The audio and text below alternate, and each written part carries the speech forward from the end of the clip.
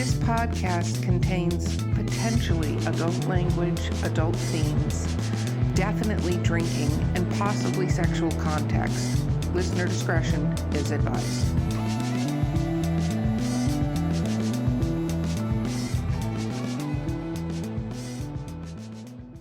Welcome to Drinking with Authors, the Literary Briefs edition. I am your host, Erica Lance. My co-host today is Vanessa Valiente.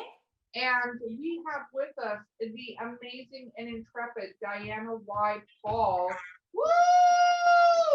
You probably shouldn't take drinks when I'm talking. All of my co-hosts have learned that lesson. It's not good. Okay. Oh, what are we drinking today? I am drinking, thank you, Tiffany, again, a Decoy Cabernet Sauvignon. I have to say, the fun thing about doing a podcast about drinking is all your friends, what they immediately do is give you alcohol. They're like, I've got the solution. We'll just bring her drinks. Which is good and not good at the same time. Vanessa, what are you drinking, my friend? I am drinking Kentucky Bourbon Ale. And by the way, being on this podcast, you have given me so many amazing drinking recommendations. Like, I finally just found the 19 Crimes red wine, it aged in a bourbon barrel that you drink. Like, episodes. Yes, I can't wait to drink it.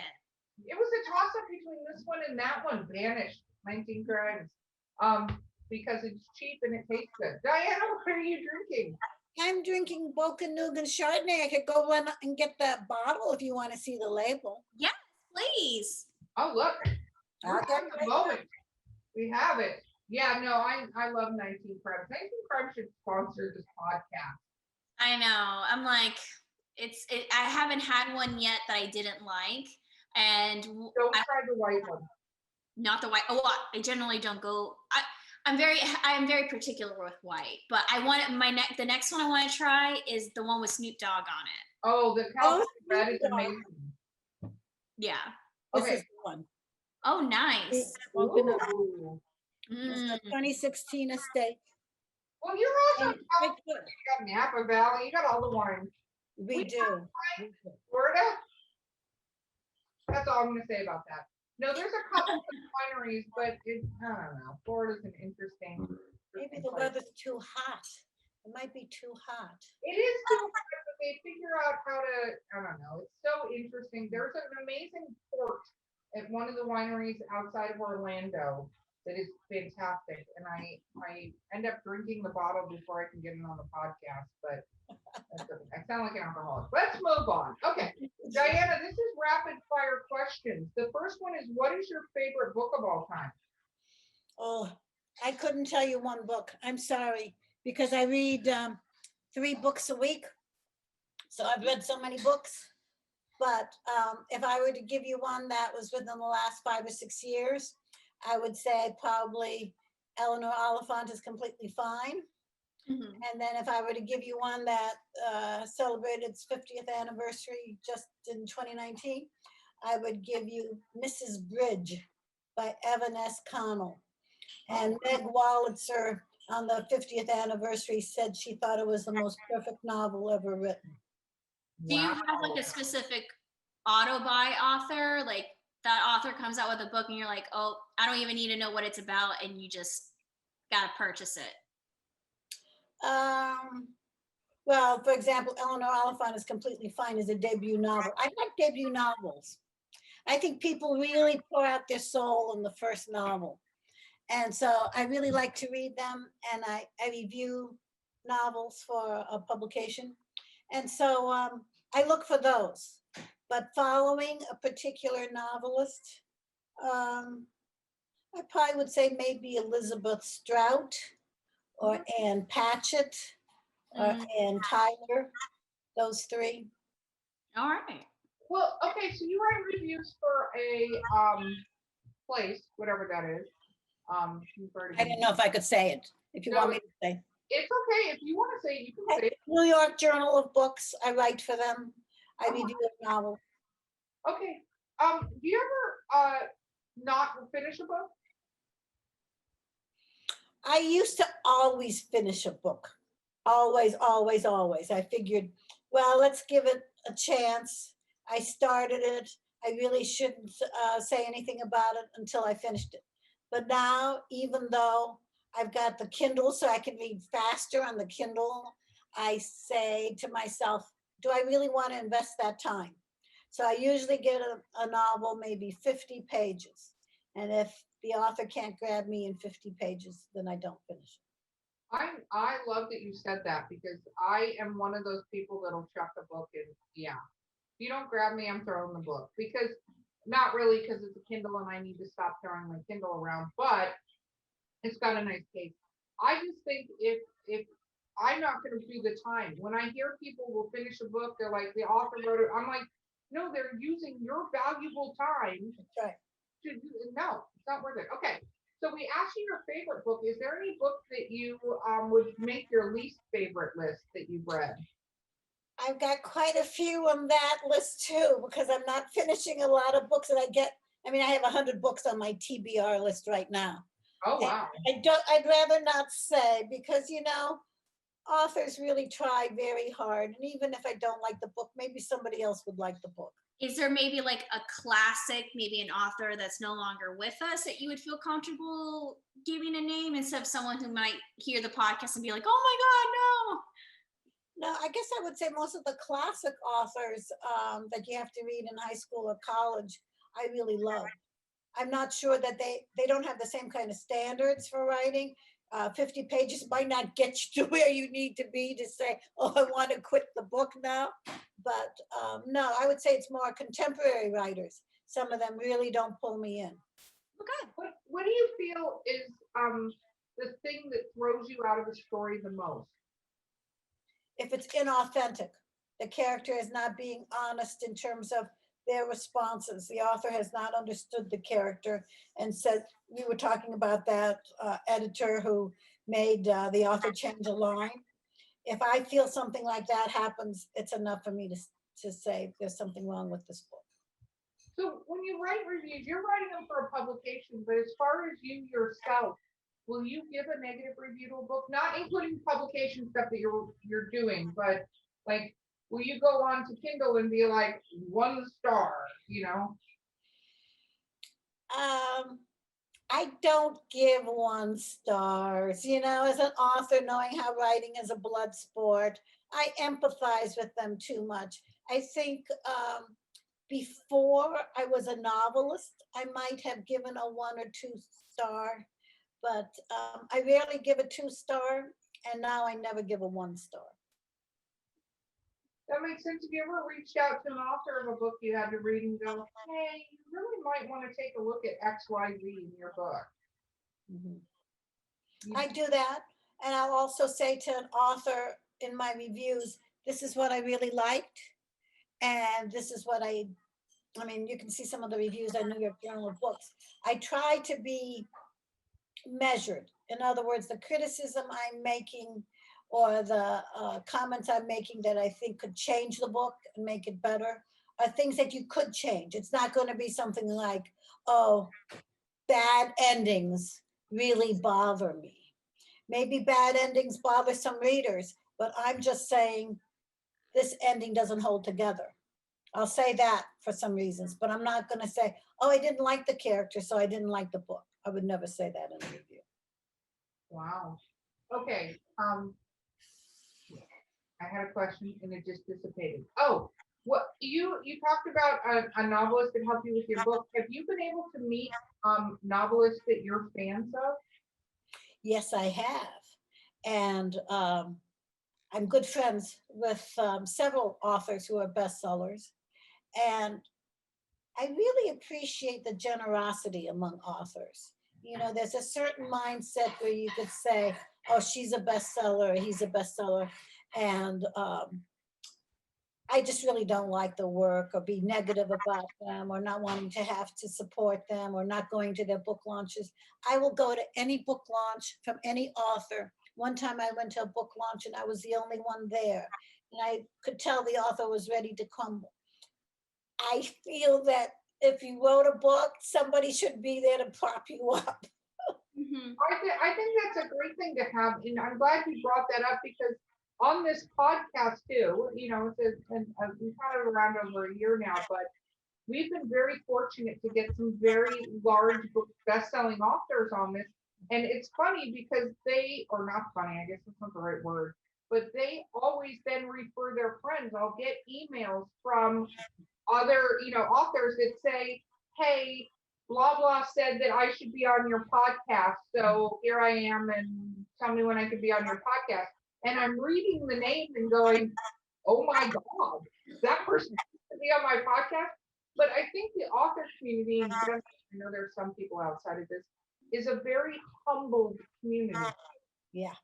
We I know agree. what we took to get there, right? And you want to your point, support each other in your activity. In fact, that's how I found out about you, was from a author colleague who's on the bestsellers list right now.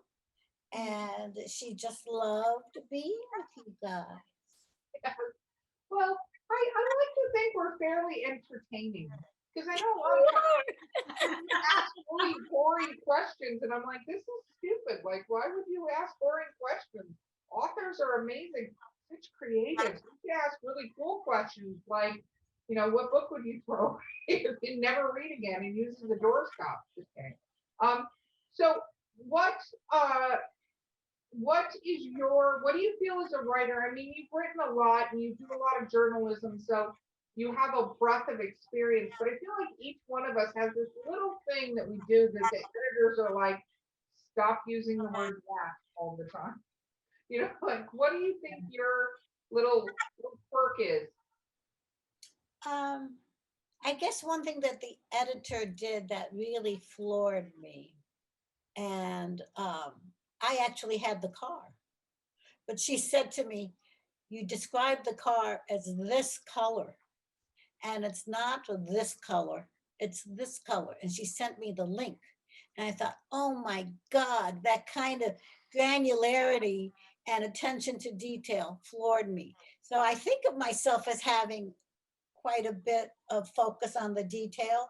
But I guess if I were to say something that's kind of quirky, maybe I kind of skim over some things that I should have maybe put into a different detail or done some research on to make sure that I was correct.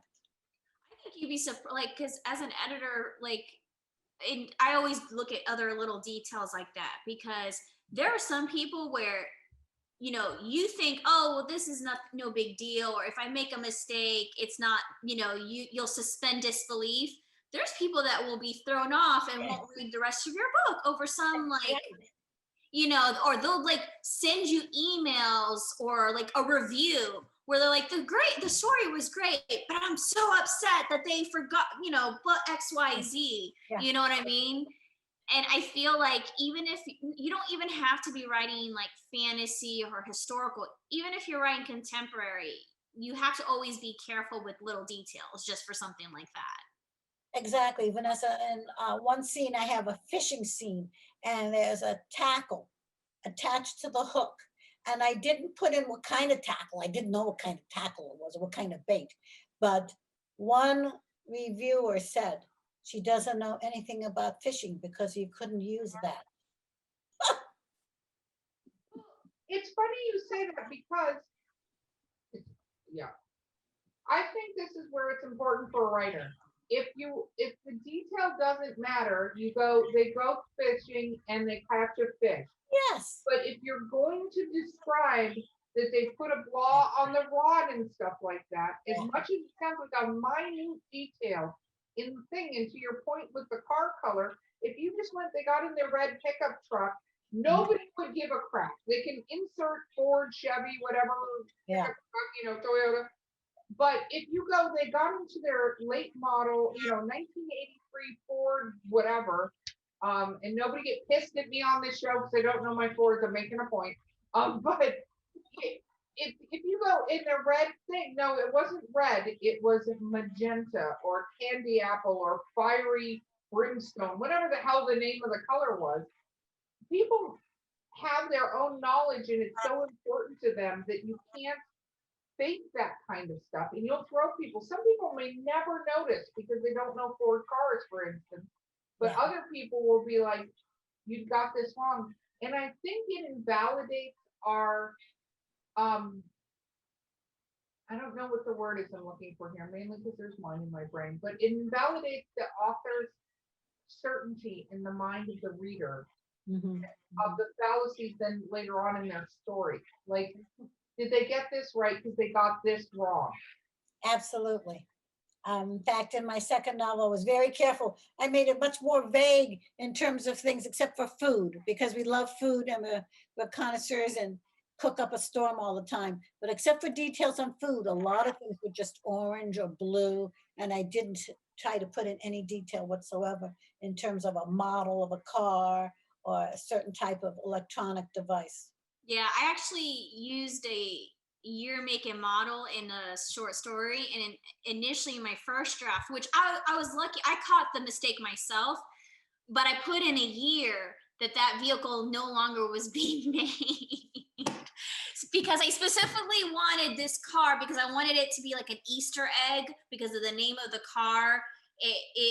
I wanted to be an Easter egg for something else. So I had to use this name of a car, but that type of car was only made within a certain span of years before it was discontinued. So you can see that with movie reviews on Netflix or on any IMDb websites. Oh, that's a blooper. They shouldn't have had that in that scene that didn't exist in 2015. So I did that tonight. I was watching the Loki series with my boyfriend right before this podcast. And there's a scene where they play I Need a Hero, the song I Need a Hero. And I was like, because it's set in 1985 when they're playing this song. And I'm like, did that song come out in 1985? And I literally Googled it. I was like, I don't think that song, it did. It was 1984. I was mistaken. But whatever. It literally got me thinking, and it was so funny because they're doing this whole scene. And my boyfriend's like, what are you doing? And I'm like, I don't think that fucking song came out in 1985. And your boyfriend saying, get over it. Yeah, he's like, why is that important? And I'm like, because I know that song. Like, I was born in 73. Let me look this up. Like, oh, that's too funny. I have a question. It doesn't matter, but when it's just that detail, but could have, if I looked it up and it said it was done in 1987, because I know it was in a John Candy movie, but if they had said that, I would have been like, Disney couldn't have spent the time to figure out a song that was actually in 1985? Give me a break. Vanessa, what were you going to say? Oh, I sort of wanted to segue because I wanted to ask this in the very first episode that we just recorded, but you mentioned Handmaid's Tale, okay? And without spoiling really anything, because it just came out, did you watch the finale? Yes. And the finale sent chills up and down my spine. Wasn't the ending so satisfying? I tell you, that's what I was saying about how Margaret Atwood, her book was one of my favorite books in 1984 when it came out. And now to see this and what they've done with it, I just think it's a masterpiece. To me, it was like so satisfying. I don't want to say it out loud, but it was one of those. Say it out loud, Vanessa. I'm sorry. Don't spoil it. Don't spoil it. If I get hate mail, I swear to God, I'm just your home address. Well, you know what though? When you watch it, it's something you're promised, and when they deliver it, that's what you expect in storytelling. Which, you know, when I think back on shows and movies where I get upset with the ending, you know, especially if it's not it doesn't have to be a happy ending. It just has to make sense. And it's all about the importance of having proper character development and making sure you're being consistent, you know, or the promises or things kind of circling back to things that happened in the past. And so I felt like this was like, it hit all the boxes. So that's all I got to say about it. I just want to say one thing, because I know you have rapid fire questions for me. But if the ending is something that you don't think fits together, even though the dialogue and the character arcs are really developed well, does that make you reassess the whole project? It can. It depends. I don't think it makes me reassess the whole project. I think it disappoints me, aka Lucifer's ending. I'm just gonna say it. That series just ended, and I thought the entire second half of this last series was complete garbage.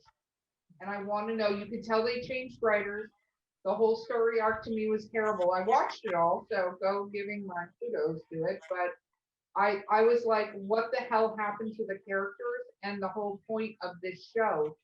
And honestly, I fell asleep for the last part of it. My boyfriend was explaining it to me this morning, and he's like, "Are you gonna watch it?" And I said, "Tell me what happens." And he told me what happened, and I'm like, "No, no," because I'll just get mad at that show. I think it's the consistency again for me of the story. If you throw me out of the story or have the characters do something I don't see as part of the character arc, you can change. Like Breaking Bad is an example. We talked about it in the last podcast, right?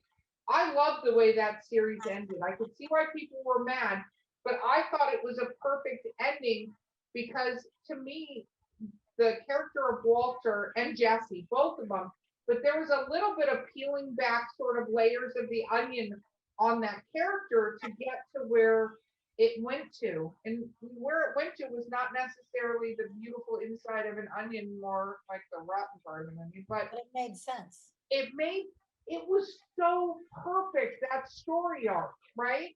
And I loved it because also, and it's been out a long time, so people go ahead. If you haven't watched it, go watch it. Don't get mad at me. But what I liked about it was I like it when there's a broken character and they Oh, don't we have similar taste. Broken, damaged character. broken damaged characters, but they don't get some miraculous healing. No, the Hollywood ending. You know, Yeah. Hollywood endings only make sense for certain types of characters. Right. Exactly. And that's why I'm saying read Silver Linings Playbook. I'm just coming back to that because they're broken characters and they stay broken in the book. Okay. Yeah, I would say back to your original question, like I don't disregard the whole series. I just say that up into whatever episode, I acknowledge everything that comes after. I forget it, and then I'm looking at you, Game of Thrones, as I say that specifically. Let's not But bring- I'm okay with unsatisfied endings in the sense where it's not wrapped up in a bow. I actually am okay with it. Like I think one of the most perfect movies, and if you don't agree with me, you can fight me on it, is I love Inception. It is probably one of my favorite movies. I think it had perfect acting, amazing dialogue, very complex, really crazy storyline. And the ending can be whatever you want it to be. And whether did you think he was still in a dream or did he go and finally see his children in the end? And I feel like that to me is perfect. I feel like everything just came together, you know? And then the other one I think of is Watchmen, the TV series on HBO. Like, do I wish there was more episodes? Sort of, yes. But then I also would be more upset if I got more episodes and it ruined the majesty of that whole limited series up until that last scene, ends. Tell me, I haven't seen it. I haven't Oh, Don't tell her. I got a question for you, Diana. What is your favorite movie to read? Do you rewatch movies a lot? Oh, we watch at least one a night. No, do you rewatch them though? Do I rewatch them? If it's been quite a few years, then I will. Yes. So I'm an avid rewatcher. If I like a movie, I like going through the layers and the layers and the layers of the movie. Because I think a lot of times the first pass through, if it's done really well, you don't get all the little nuances and especially some of the little humor if it's written really well.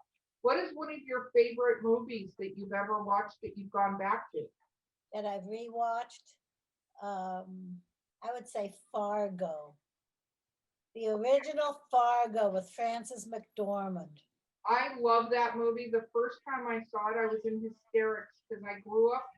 I didn't grow up I grew up in Hollywood, California, but my family is from Minnesota, don't you know? And they were talking, and I'm like, when I go up there, my boyfriend can always tell when I talk to one of my Minnesotan relatives on the phone because, I'm talking like this and I'm talking about all the things. And he's like, did you talk to somebody from Minnesota today? And I'm like, I don't know why you're thinking that. But I switched back into the accent. But when they were talking, tears were coming down out of my eyes and I was rolling. And that character she portrayed had such, if you pick an even keel character that doesn't have what you're like, how is she not reacting more to all of these things that are Yeah, yeah. Oh no. In fact, she's one of the ones that I would have put into Things Unsaid as Ida Whitman, because she is such a force, but she also plays characters that are vulnerable. They're very powerful, they're very strong, they're very assertive, but there's something underneath that's very soft and vulnerable. Mm. Yeah, I agree. Okay, what I was gonna ask, so how long does it take you when you sit down, how much writing can you get done? Like how many words do you put to page when you sit down and you're like, I'm gonna write today? I usually write about 10 pages a day. Okay. 10 pages is, after that, I kind of get burnt out. I can be on a roll and maybe get to 12, but I'm usually writing a scene. And I also use software so I can keep track of what's going on, and like a map. It's called Simple Map. And so I'm looking at a map and I'm saying, okay, I want to get to here. And it usually is 10 to 12 pages. So do you plot your books? Or you plotter? I'm not a plotter. I have kind of an outline. For example, for Things Unsaid, I knew I wanted it to be a middle-aged woman with her own growing daughter, very close, and she had parents that she feels an obligation to. That's all I had. And then the rest of it is what they call a pantser, where it just kind of flows. I'm a pantser. I don't even do an outline. You might get a bullet point out of me if you're really lucky. Maybe eventually when I die and I'm super famous and they go, to my kids, can we have some of the writing journals? They're going to be horribly disappointed when my kids go, yeah, she can have those. No, I don't do a journal either. Yeah. Okay, I have a question. What? Oh, go ahead, Vanessa. So of all, because you constantly are watching movies and shows, for any, like if you were to say for 2021, if you wanted to recommend maybe one of the best shows and the best movie you've seen this year to recommend to our listeners on, something that you would think is good to watch, entertaining. Okay, I am going to go with what Erica said about how series are really, really very good storytelling vehicles. And I would say for comedy, but poignant, Ted Lantos. For timely and politically searing, but very balanced, The Morning Show. And for mystery and a dynamite ending, Mayor of Easttown with Kate Winslet. Oh, I want to see that. So that went viral, all the reactions to that. Okay. What about book? What is your favorite book been this year? Oh, this year? I just finished and reviewed, and I really liked this one called The Push by Ashley O'Drain. It's not her first book, but it's the first book to really get some traction. And what I call it in my review is the laceration of motherhood. Oh, wow. She tells the story of being a new mother and at one point not even liking the smell of her body. It is so gripping. It's so disturbing. And then it becomes something of a psychological thriller. Oh, wow. Oh, wow. And then for the nonfiction one, I just read Dreams of My Father, which blew me away because Barack Obama writes like a novelist. But I also am reading about halfway to 3/4 through Chanel Miller's Know My Name about the heinous rape at Stanford. She pictures what she went through when she really couldn't process it and somehow processes it maybe 2 years after. I think it came out at the end of 2019. The vicious rape was in 2015. So she probably had a year to write about it and process it all. It's amazing. Those two for this year. Very, very cool. Okay, we are actually at the end of our time again, which is amazing because you're amazing to talk to. So I'm going to insist, Diana, I can insist as if I have power over this, but I'm going to insist anyway, as if I'm lording over this show. That when your next novel comes out, that you let us know it's coming because I would love to have you back on the show. I would love it. I would love it, and I will let you know. I will let you both know. Okay, so And thank you. Thank you course. so much. You've been It's like just having. working on book 3 at all? What was that? Are you working on book 3 at all? Another book? Actually, I'm trying to figure out this. I don't know if I want to go with the same family that I have invested so much in. Things Unsaid. Zoe was in high school and now she's just graduated from college for Deeds Undone. And I'm not quite sure if I want to go on more with Zoe or if I might want to go in a completely different direction and make it, both those books are kind of dark, even though the cozy mystery is not as dark as Things Unsaid. I would really like to do comedy. I would like you to really do comedy because you have amazing timing, my friend. And I think you would excel at that. We're still being recorded, right? Of course. There's a reading. I read something from Things Unsaid. Now, Things Unsaid, the scene between Aida and her daughter in this consignment store can be taken 2 ways. And when I read it with my friends, it was taken 2 ways. Some people thought, oh, it's so sad what Jules, the main character, had to suffer from her mother. And others said, oh, that's so funny.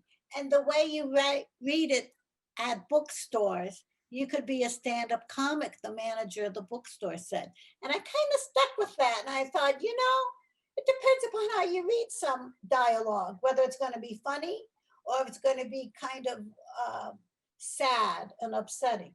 And I thought, comedy and tragedy, right? They're two sides of the masks. And I'm thinking I might want to make it funny.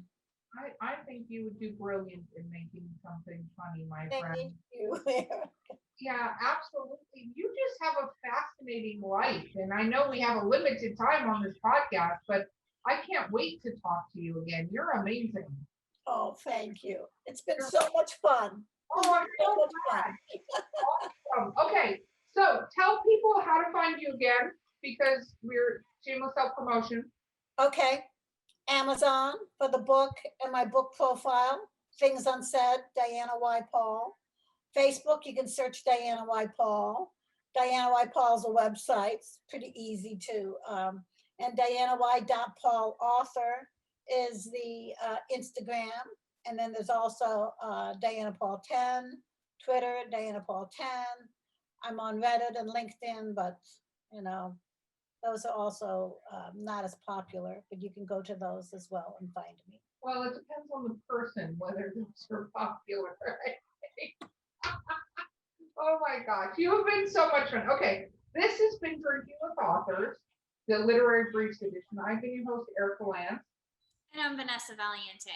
Our guest has been Diana Y. Paul, who's just an amazing person. And I suggest everybody follow her stuff and don't be creepery about it though, because I will come find you to do that to her. But go look her up because she has an amazing story and an amazing voice, and you absolutely should check her out. So thank you again for being on the podcast. Thank you. You are most welcome. And we'll see you next time, guys. All right.